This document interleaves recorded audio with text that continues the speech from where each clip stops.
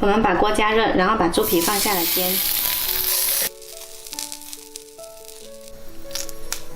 好了，煎到这样子，表皮有些焦斑就可以了。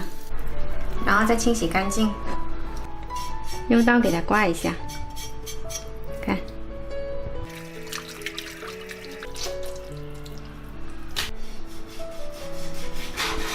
把肉切成厚一点的片。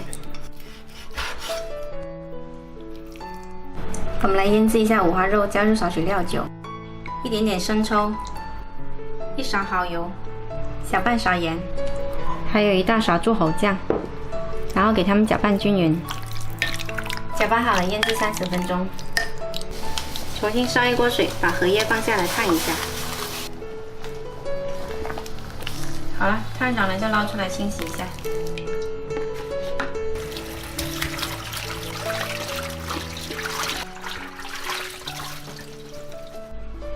洗好的荷叶呢，给它铺在蒸笼上面，多余的给它折进来。再来准备一包蒸肉粉，这个在超市都可以买得到。把腌好的五花肉拿过来蘸一下蒸肉粉。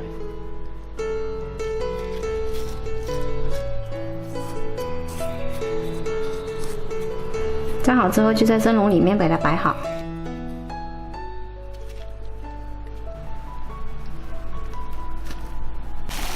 锅里水开了，调中火蒸1个小时。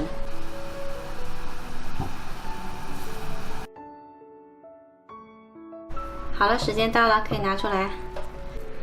再来撒上点葱花，点缀一下。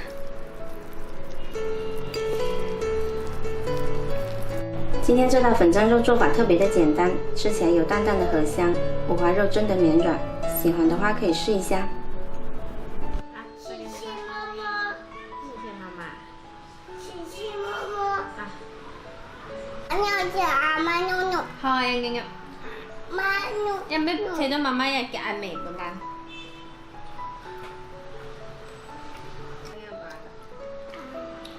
Sao nó gì gì chơi?